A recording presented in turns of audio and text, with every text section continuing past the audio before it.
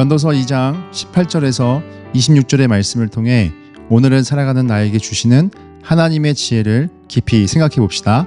내가 해 아래에서 내가 한 모든 수고를 미워하였노니 이는 내 뒤를 이을 이에게 남겨주게 됨이라.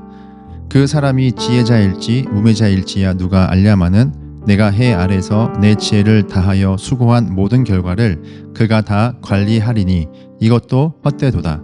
이러므로 내가 해 아래에서 한 모든 수고에 대하여 내가 내 마음에 실망하였도다.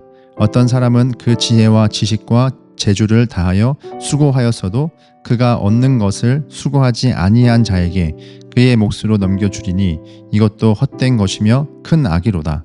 사람이 해 아래서 행하는 모든 수고와 마음에 애쓰는 것이 무슨 소득이 있으랴. 일평생에 근심하며 수고하는 것이 슬픔뿐이라. 그의 마음이 밤에도 쉬지 못하나니 이것도 헛되도다. 사람이 먹고 마시며 수고하는 것보다 그의 마음을 더 기쁘게 하는 것은 없나니 내가 이것도 본즉 하나님의 손에서 나오는 것이로다.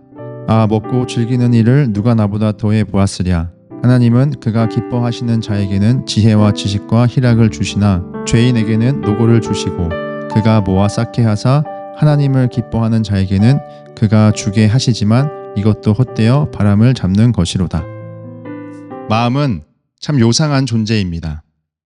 아무리 중요한 일을 앞두고 있어도 갑자기 엉뚱한 생각이 떠오르고 해야 할 일이 많아도 미루고 싶어 합니다. 어떤 날은 작은 일에도 감동과 감사하며 또 어떤 날은 같은 일에도 불만이 가득 쌓입니다. 알 수 없이 내 마음은 쉽게 흐트러지고 그렇게 주어진 하루는 무의미하게 흘러가 버립니다.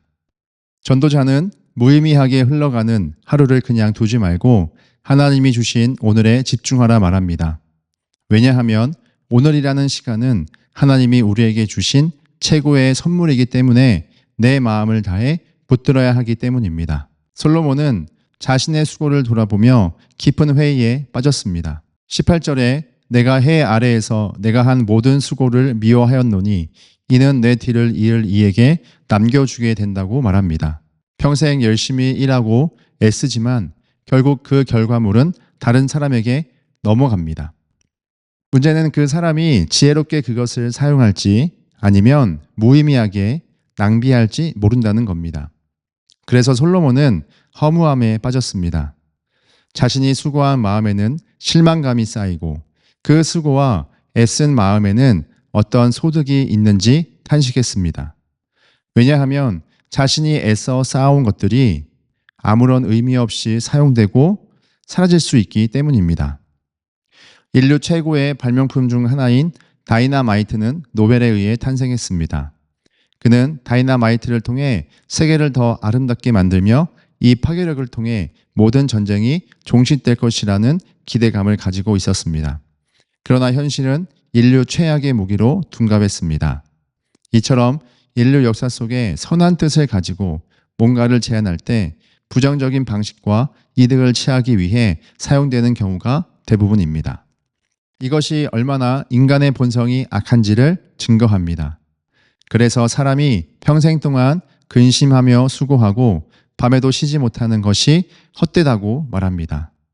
성공을 위해 치열하게 경쟁하며 밤새워 일해도 그 노동이 진정한 기쁨과 만족을 주지 못해 결국 헛될 수밖에 없습니다. 하지만 이 허무함 속에 솔로몬은 중요한 깨달음을 얻었습니다.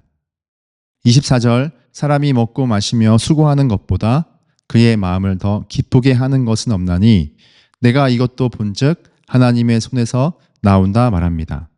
즉 우리가 진정으로 붙들어야 할 것은 내일의 염려가 아닌 먹고 마시는 평범한 오늘을 하나님 안에서 충실하게 살아갈 것을 말합니다. 이 말씀은 예수님께서 하신 마태복음 6장 34절의 말씀과도 연결됩니다. 그러므로 내일 일을 위하여 염려하지 말라. 내일 일은 내일이 염려할 것이요 한날의 괴로움은 그날로 족하니라. 우리 마음을 불안과 걱정에 두면 우리는 결코 현재를 온전히 살 수 없습니다. 중요한 것은 하나님이 주신 평범한 오늘일지라도 최선을 다해 성실히 살아야 합니다. 그러나 삶의 진정한 의미는 성취나 소유가 아니라 오늘을 어떤 마음으로 살아가느냐에 달려 있습니다. 결국 하나님이 주시는 만족이 없다면 아무리 많은 것을 가져도 헛될 뿐이라는 것입니다. 여러분, 노동과 마음은 어떤 연관이 있을까요? 마음을 빼고 일할 수 있을까요? 그렇지 않습니다. 몸과 머리 이외에 일하며 수고하는데 마음의 에너지도 반드시 필요합니다. 그리고 마음에는 자발적으로 우러나오는 성심과 억지로 끌어내는 감정이 있습니다.